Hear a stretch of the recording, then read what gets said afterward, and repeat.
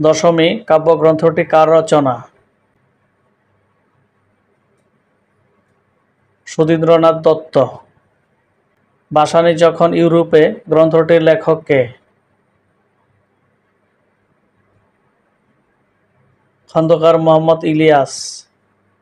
ওয়ারিশ উপন্যাসটির রচয়িতা কে? শওকত আলী।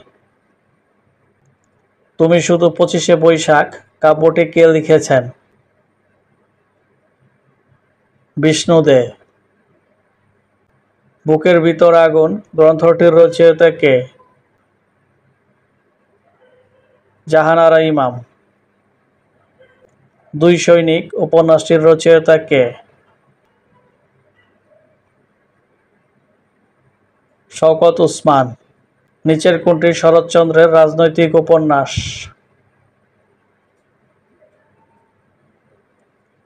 পথের দাবি। বাংলাদেশ কথা কয় উপন্যাসের রচয়িতা কে?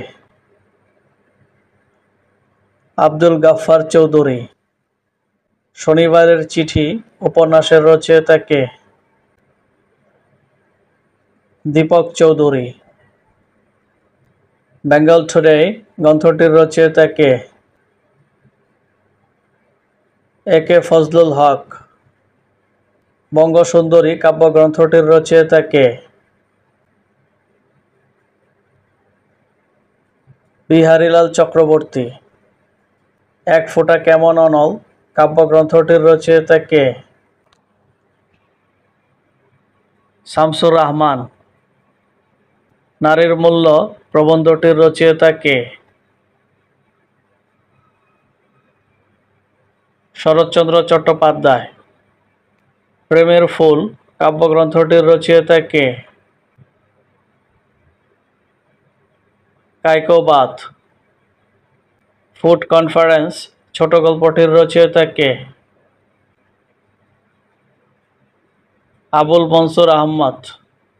পৃথিবীর মানচিত্রে একটি মুজিব তুমি গ্রন্থটি কার লেখা? আমির হামজা। হৃদকলমের টানে প্রবন্ধটির রচয়িতা কে? সৈয়দ শামসুল হক। নবদম্পতির প্রেমালাপ কবিতাটি কার লেখা? রবীন্দ্রনাথ ঠাকুর।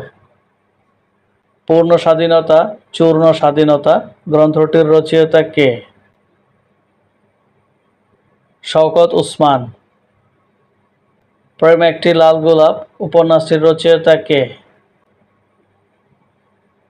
রশিদ করিম।